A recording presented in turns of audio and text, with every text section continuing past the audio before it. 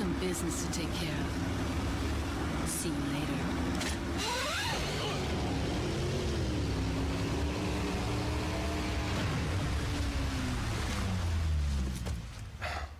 Women.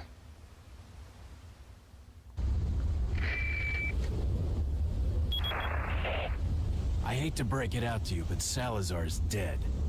Yes, it seems that way. Sadler, why don't you give up and let Ashley go home? Perhaps you are disillusioned with overconfidence, just because you killed my small-time subordinate. Sadler, you're small time. Oh. Writhe in my cage of torment, my friend. Hello everybody, do you know what time it is? No, it's not Adventure Time, and it's not Resident Evil time, it's Vocabulary Time. Sadler is not very good at English. You cannot be disillusioned with overconfidence. To be disillusioned means that you are no longer illusioned, so to speak. It means you're no longer delusional. It means you see clearly. Now, the rain is gone. It doesn't mean what Sadler seems to think it means. What he's trying to say is that Leon is so overconfident that he is delusional. Stupid Sadler. Anyway, sorry. Now that that's out of the way, we can begin the island, and now we have our first indication that we are in a new area, a new chapter of the game. We had ourselves an emerald. An emerald is the spinal, the velvet blue of the island. Here is where things get a bit hairy. See the military uniforms it looks like these guys are wearing? Yeah, the arsenal's about to ramp up a bit. Thankfully, we have a decent arsenal of our own. We're definitely going to need it. And we're also going to need to have it organized. Been watching for this long, you know how the game's played.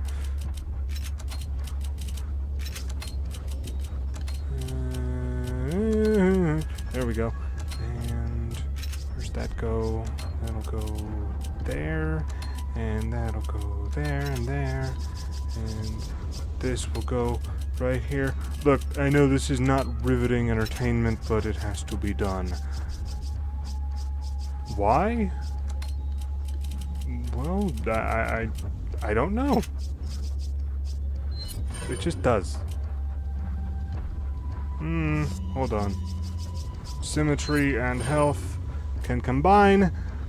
We'll use up that herb. Now, well, let's see what happens. I might have seen that coming.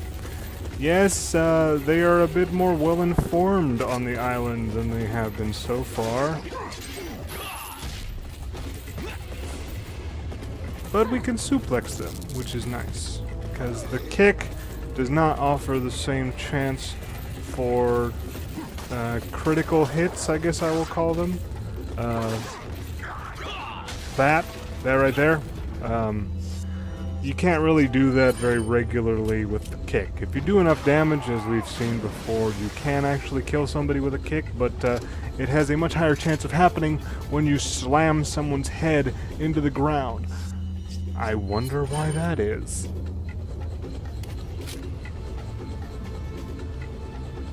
This is the last leg of the game, folks. This is Act 3. This is where everything comes to a head.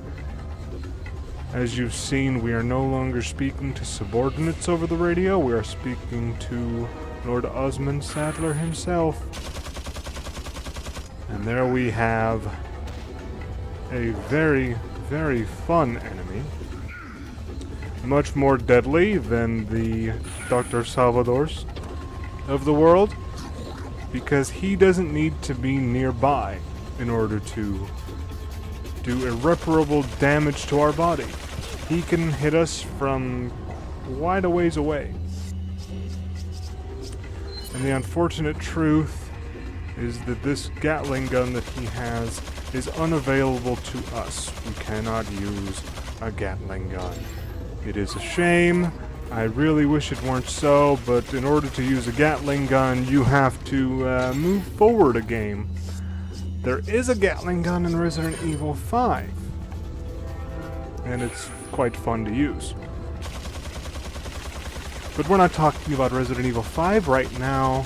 We've still got some decent ground to cover in this game, while we talk about sequels and such. And as you can see, if you do not hit the Gatling gun man in the head, he doesn't stop firing. Let's, you know what? We're not going to bother this time. Nope, we're not going to do it. We're just going to let things lie and wait until we're done with the area before we start rearranging things. Let's, try a different tactic. It's kind of hard to see from what we've gathered so far from this game. I mean, kind of. But, initially, when this game was being made, when it was still in the planning stages, it was much more traditional. The static camera angles, the old school controls, which you can kind of see because Resident Evil is known for its tank controls, where just the way people turn, the fact that you're always facing forward and the only way to move is to kind of pivot a little bit. You know, you can't, like a lot of games, if you hit backward on the control stick, you'll turn around. Characters in this series don't do that. It's a bit hard to describe, honestly, but you can still kind of see the remnants of the old control scheme with this game. It's just the camera's different. So, RE4 started out much more traditional. It started with the static camera angles. You didn't have a camera right behind Leon. You had it set up in a very dramatic spot, and he was going through, I want to say it was a castle. Like the whole game, I believe, was going to be set in a castle, not unlike the area we just left.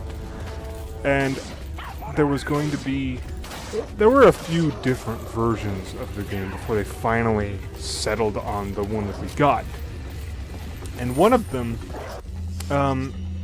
it was actually determined that it went too far with the supernatural elements.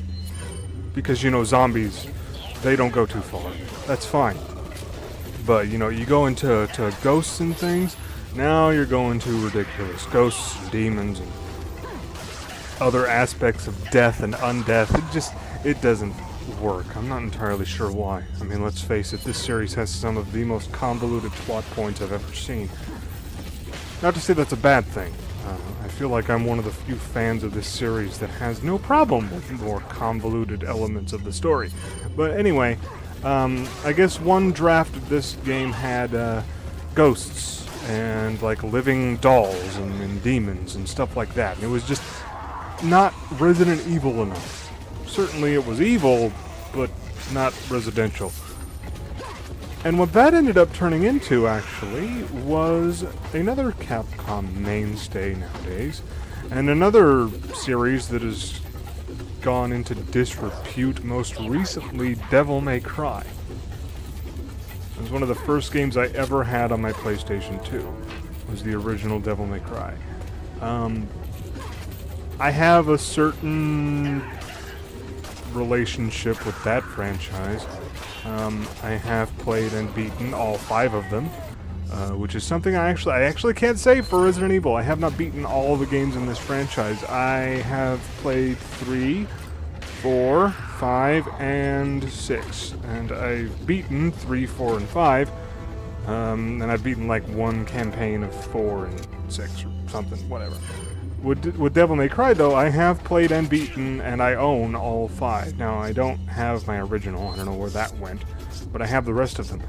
And, well, I'm pretty sure I'd say Devil May Cry is definitely one of my favorite franchises. And it's interesting to note that it came out of this game. Like, the reason it exists is because of this one. And the fact that they decided to go a different route with it and decided that, you know, ghosts with hooks for hands that come out of paintings and living dolls like that isn't going to work. Now, it works perfectly for the DMC universe, But, you know, not for this one. And I guess I can't really blame them for deciding that. And I'm actually very glad that they did, because we got to meet some new heroes. Those of you who have played Devil May Cry, of course, know Dante very well, alongside his misbegotten family. It's good stuff. And I might be covering, you know, one or two of the games in that franchise on this channel. Here, I kind of got myself turned around and kind of forgot how this whole thing works. So I'm going to speed it up a bit so we don't have to watch me blundering through the entire area trying to figure out what the hell I did wrong.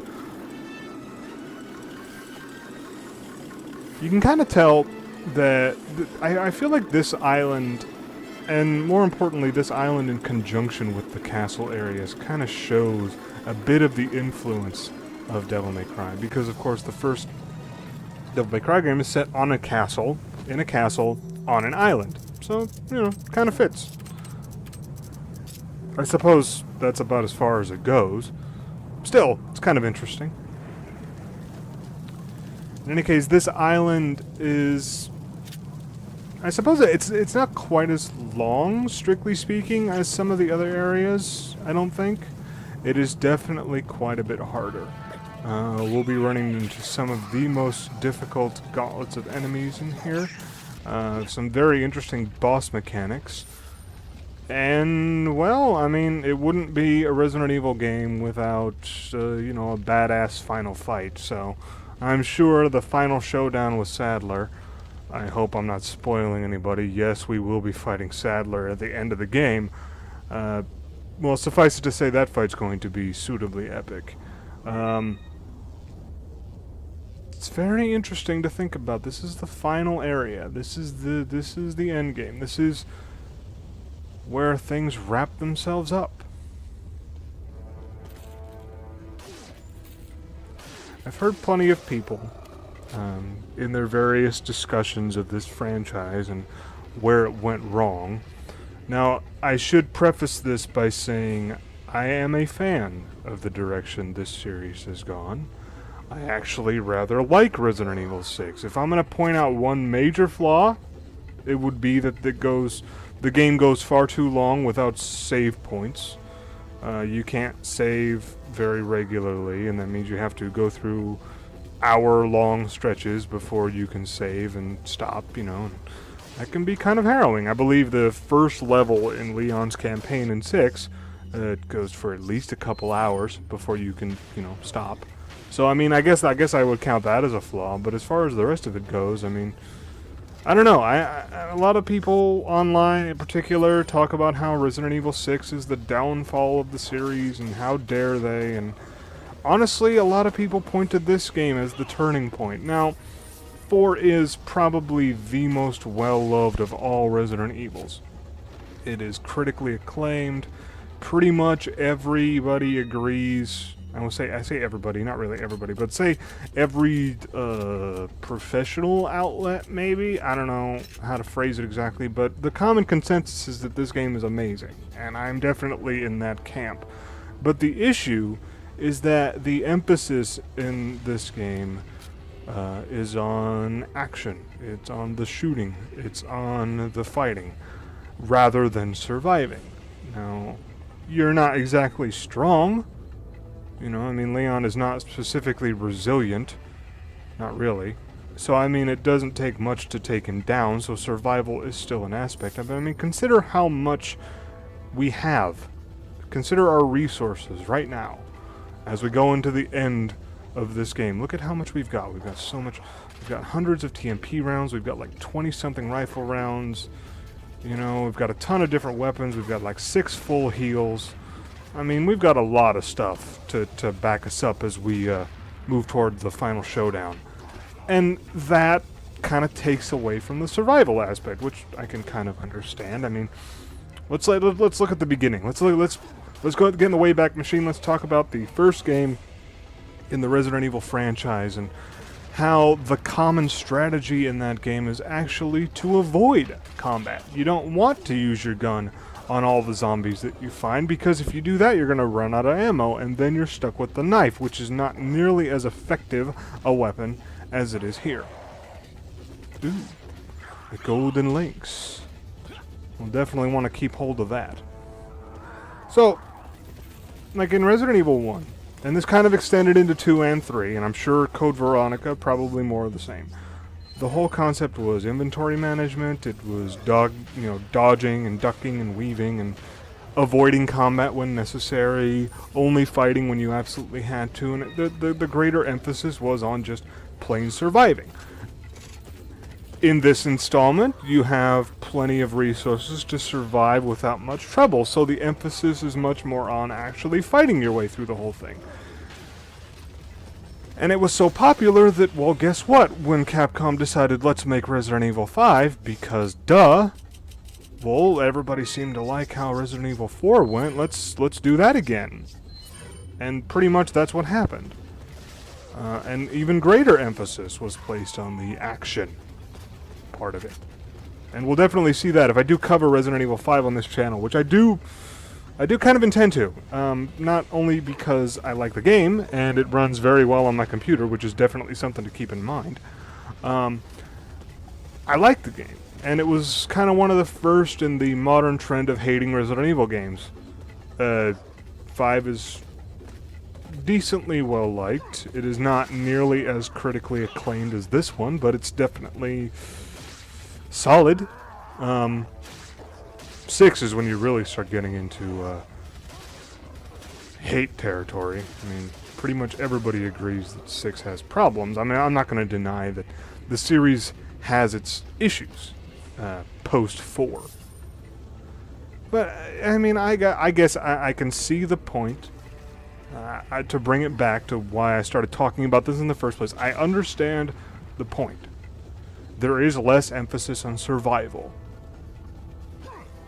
And it's more based on action. But, I kind of feel like that's the natural progression.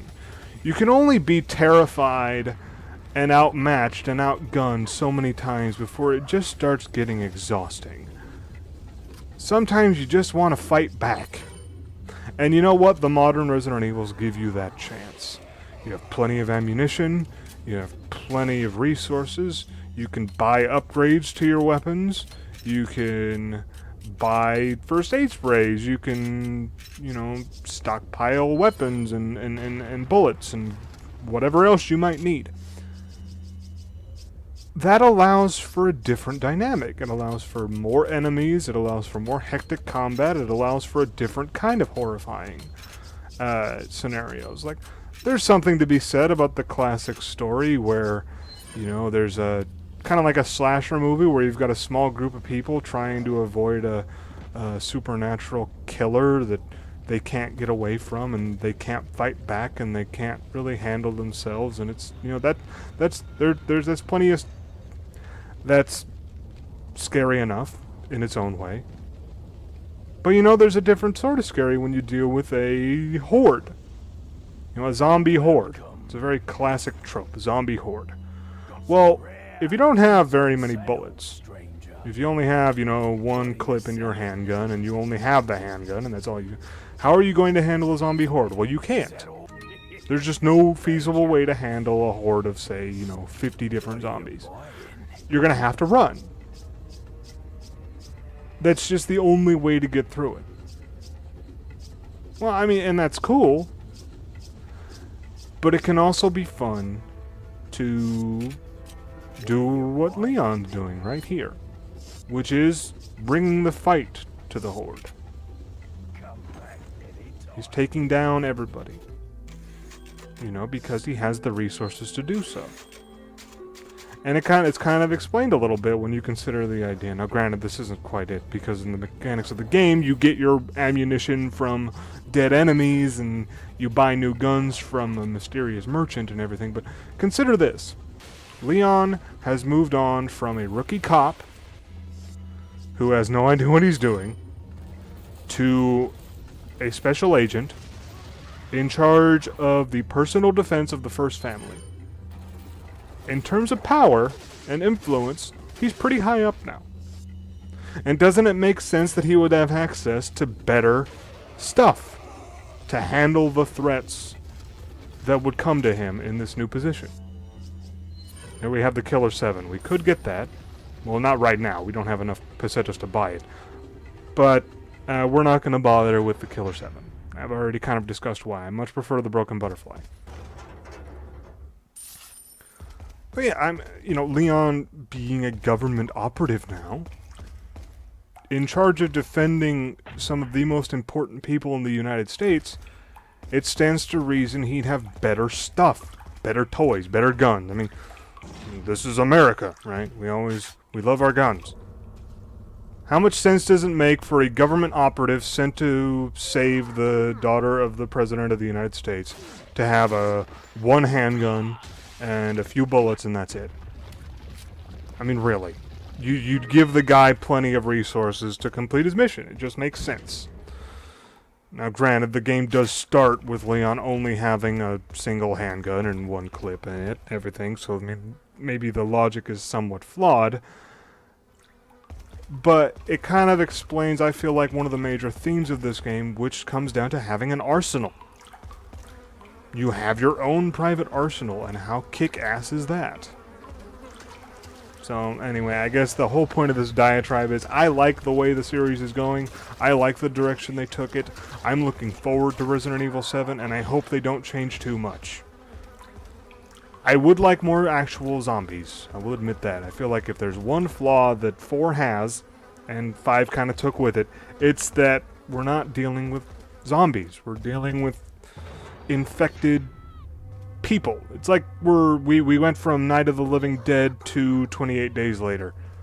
Which is fine. You know, people are still getting eaten, and it still kind of works out for the same sorts of themes, but come on, I like my zombies. I like slow and shuffling and terrifying because they're, you know, rotting and decaying and moaning and you know, I like The Walking Dead, okay? And I want to see folks from the Resident Evil franchise handle those kinds of threats. So I hope 7 has zombies. But what I don't hope is that they go too far into rectifying the mistakes that the franchise has made in recent years, because I don't think they've made too many. I really don't. Oh, shit. Okay. That's fun. So we got maggot-infested meat and people in ovens? Sure. Alright. Fair enough. Let's move on. Ooh, dirty water. This is just 7 shades of lovely in here. This is wonderful. What is that? Is that? Oh, there she is. Ashley's back. And there's a new guy. All clad in metal. This ought to be interesting. And we want to use the big guns on this guy. He deserves our respect.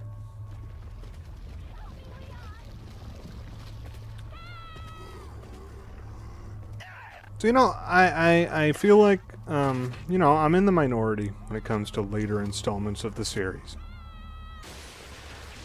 But I hope that there are people out there like me, hopefully maybe watching this video, who kind of, I hesitate, I want people who agree with me.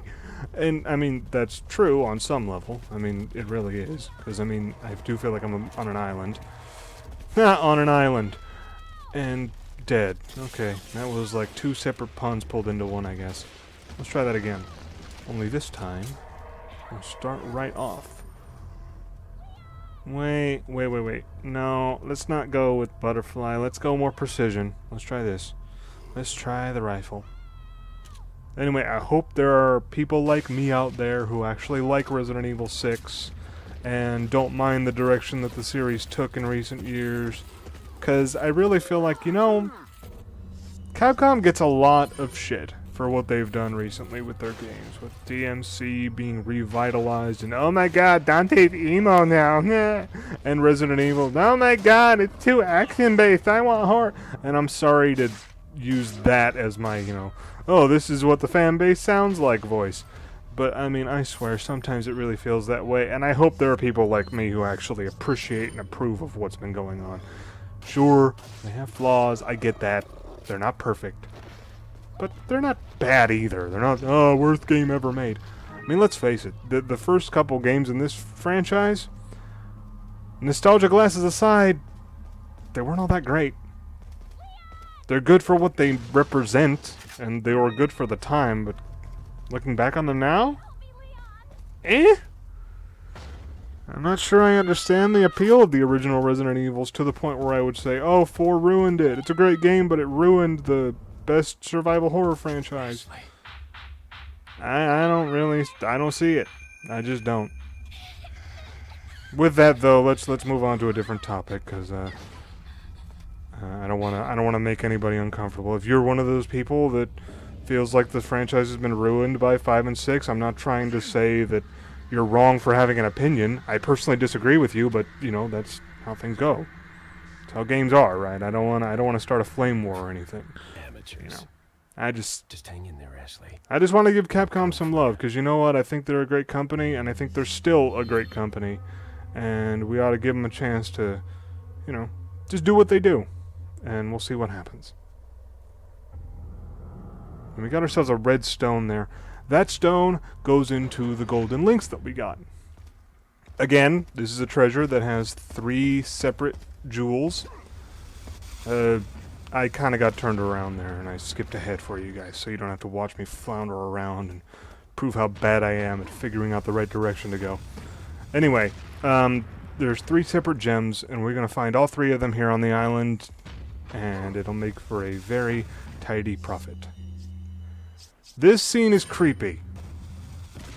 I'm not Ashley's biggest fan, but this is not good. This is the opposite of good.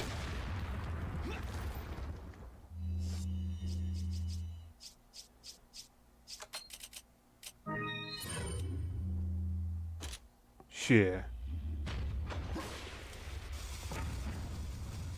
That feels slightly creepy too, Leon. So, that dot there is where we're headed. As to where we are, not sure. We'll figure it out. Looks like we're in a military base, and there's definitely an arsenal of stuff here. Hello, merchant. And this... Ooh, the list is updated. What do we have today? Tactical vest. That'll be nice. We don't have enough to buy it just yet, and... okay, we'll wait for now. Definitely want to get that. Oh, why can't I buy some of the merchant's ammo? Holy crap. As though I'm hurting for ammo right now. Oh! Hello, dynamite. How to tackle this? Looks like we have to get out in the open for that gate to open. We can't be behind here, they'll close it out. Let's see. Can we... right here, sort of? No. Oh, that went well. Okay. Let's see. Let's combine and use. Leon's health is getting pretty close. Okay, that guy has a helmet. Lovely. Thank you. Okay. Okay. We got this. Oh! That was way too perfect. I have no problem admitting that was blind luck. But it looks like that part of it's handled. Now we're dealing with crossbowmen because, well, of course, why not? Start off with dynamite and then move forward to crossbows with flaming bolts, because what the hell? So we're out in the open, but we're too close. It looks like... no? Alright, well, let's go back, and... yep, okay. So it opens up when we're way back. In the back of the room. And it doesn't open up if we're too close. You see, they close it when we get to... How the hell? A grenade, maybe, but we don't have a... That'll work. And they closed it again. Okay, well, this worked pretty well. Let's try again. Round 2. Fight!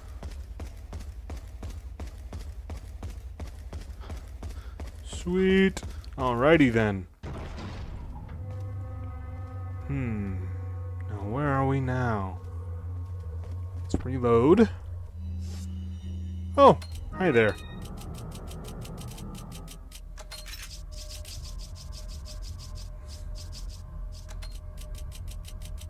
I like the little clinking sound that the shells make after you shoot that thing. Sounds very dramatic. I approve. Let's see. Put our magnum rounds up there.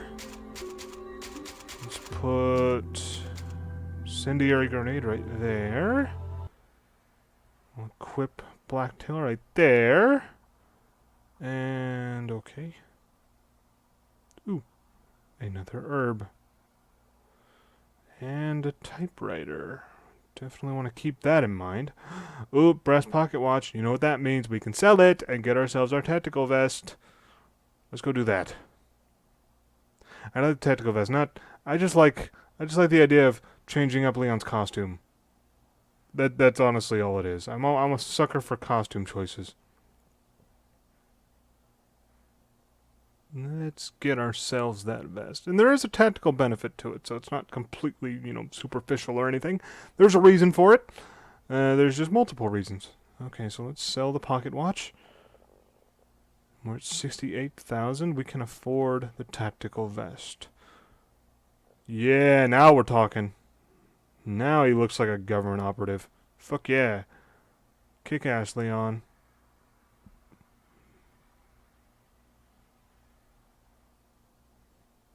Okay, that guy's entirely too resilient. Holy crap.